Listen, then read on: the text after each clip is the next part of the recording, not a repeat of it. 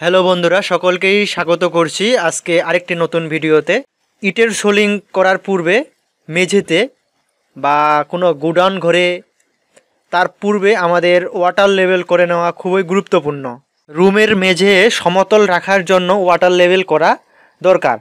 তবে water level পুরোপুরি সঠিকভাবে না হলে পরবর্তীতে আপনার টাইলস বসাতে অনেক অসুবিধা হয়ে পড়বে, যা অসমতলভাবে আপনার অনেক সিমেন্ট ব্যয় বেশি হয়ে যাবে।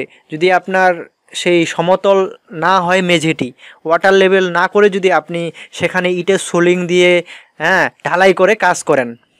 যদিও ওয়াটার লেভেল এই ভিডিওটা পূর্বে যারা অনেক দেখেছেন, কিন্তু এই যে ইটের সোলিংয়ের পূর্বে প্রতিটি কলাম থেকে কলামে দুজন ব্যক্তি যে একটা লেভেল টেনে নিয়ে আসে, এই লেভেলটা যে খুব গুরুত্ব বা কীভাবে করবেন আপনি যত্ন সহকারে এবং আপনার ফ্লোর সমতল রাখবেন, এবং যেন পরবর্তীতে টাইলস বসাতে আপনার খরচটা অনেকটা কম হয়, যেন সিমেন্ট এবং বালির পরিমাণ কম লাগে, এই নিয়ে থাকছে সম্পূর্ণ ভিডিওটিতে। এখন আপনি এই ওয়াটার লেভেল শুধু কি আমরা ইটের সোলিং করার পূর্বে করব? কখনোই না। এটা সব সময় প্রায় সময় আমাদের সমতল করার জন্য বা দুই দিকে সমান মাপ রাখার জন্যই কিন্তু ওয়াটার লেভেল করা হয়। এখন সেটা ইটের গাঁথনিও হতে পারে বা বিল্ডিংয়ের কোনো পলেস্টারের ক্ষেত্রে হতে পারে।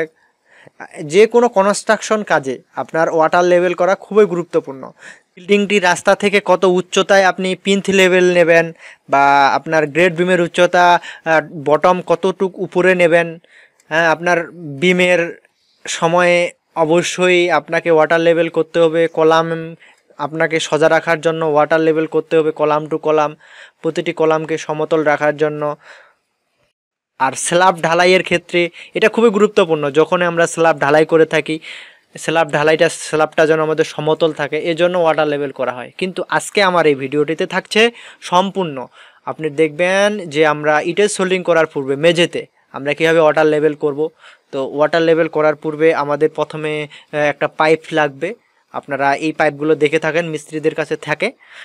যারা এই কনস্ট্রাকশন কাজে বা সিভিল ইঞ্জিনিয়ারিং কেবল শেষ করেছেন, যারা মানে আপনার কনস্ট্রাকশন কাজে যুক্ত, তারা এই ওয়াটার লেভেল শিখানো বা শিখে রাখা এটা খুবই গুরুত্বপূর্ণ। বা মিস্ত্রি, এখন যদি আপনি ওয়াটার লেভেলের কাজটা না জানেন তাহলে আপনি ব্যর্থ।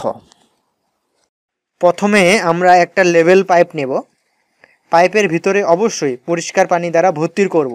তো এই পরিষ্কার পানিটা কীভাবে আপনারা পাইপের ভিতরে প্রবেশ করাবেন, এক পাশে আপনি যে পাত্রে পানি নিয়েছেন সেই পাত্রে পাইপটা রাখবেন, আর অন্য পাশে আপনি মুখ দিয়ে টানবেন, দেখবেন যে আপনার পাইপটি পানি দিয়ে ভর্তি হবে। তবে খেয়াল রাখবেন যেন পানিটি পরিষ্কার হয় এবং যেন পাইপের ভিতরে কোনো ফাঁকা না থাকে।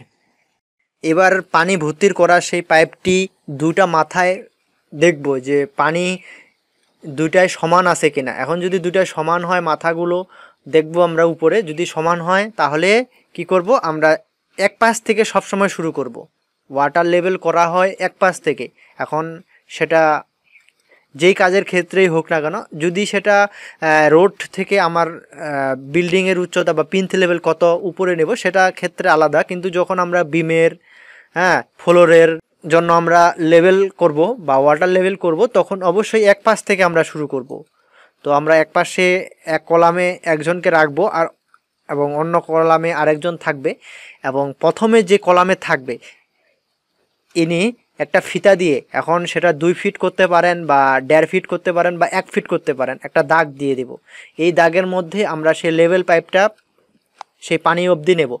এখন পানি অবধি নেওয়ার পর এই লেভেল পাইপটি পরের কলামে আমরা সেখানে দাগ দিব যে সেই অবধি আমার সমান আসলো, পানিটা উঠলো সেই কলাম অবধি।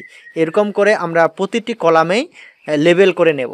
এরপরে আমরা দেখব যে আমার আর কতটুক মাটি বা কতটুক রাবিশ বালি ভরাট করলে আমার ফ্লোরে, বা কতটুক মাটি টেনে নিলে আমার ফ্লোরটা সমান হচ্ছে, বা কোন দিকে আমার ঢালু আছে, কোন দিকে আমার উঁচু আছে।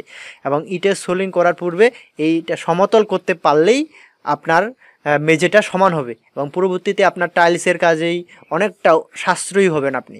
তাহলে আপনার, আমি তো পূর্বে বললাম যে আপনার অনেক সিমেন্ট এবং বালি অপচয় হবে। এই ছিল আজকে ওয়াটার লেভেল নিয়ে একটা ছোট্ট ভিডিও।